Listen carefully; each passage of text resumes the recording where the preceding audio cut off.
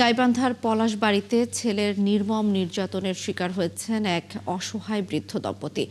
পলাশবাড়ীতে থানার ভারপ্রাপ্ত কর্মকর্তা ওই বাড়ি ঘুরে বিষয়টি নিশ্চিত করেছেন।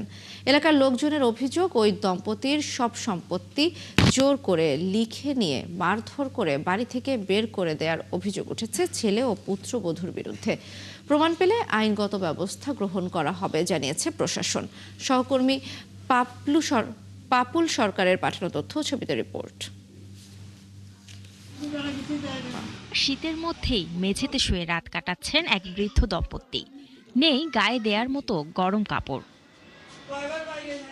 ভুক্তভোগী মাহবুব ইসলাম দোলন ও হাসনা বেগম এই মানবেতর জীবনের জন্য দায়ী করছেন নিজ ছেলে ও পুত্রবধূকে। তাদের অভিযোগ, দীর্ঘদিন ধরে শারীরিক ও মানসিক অত্যাচার চালিয়ে আসছিল ছেলে ও পুত্রবধূ। জোর করে সম্পত্তি নিজেদের নামে লিখে নিয়ে বাড়ি থেকে বের করে দেয়া হয় তাদের। মারধর করছে 3-4 বার, আমার স্ত্রীকে মারধর করছে, আমাকেও মারধর করছে, বাড়িতে বের করে দিল 3-4 বার। এখান থেকে আমার ছেলে এবং ছেলের বউ, আর মেয়েদেরকে উঠতে দেয় না, মেয়েদের কোনো ভরণ দেয় নেই। সমস্ত জবাবদিহি আমার ছেলে এবং আমার ছেলের বউ লিখে নিয়েছে। থানা তুলে নিয়ে যায়, বাড়ির ভিতরে কি করছে না করছে আমি জানি না। পরে বলে যে আমার বাড়ির ভিতরে লিখে দিছে 25 লক্ষ টাকা আমি বাবাকে দিছি। তাই কিছুই জানে না, টাকাও দেয় নেই, কিছুই জানে না, আমরা কিছু জানি না। আমার মেয়েদেরকেও কিছু দেয় নেই, আমাকে কিছু দেয় নেই।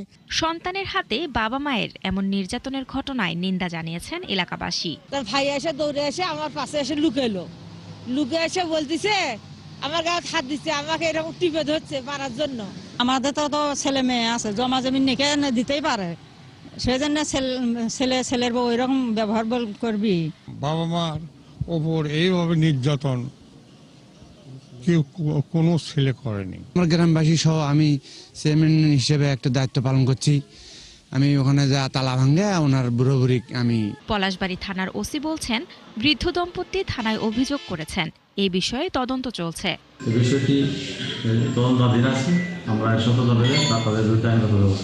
পলাশবাড়ী উপজেলা নির্বাহী কর্মকর্তা বলছেন, অভিযুক্ত পুত্রবধূ সরকারি প্রাথমিক বিদ্যালয়ের প্রধান শিক্ষিকা।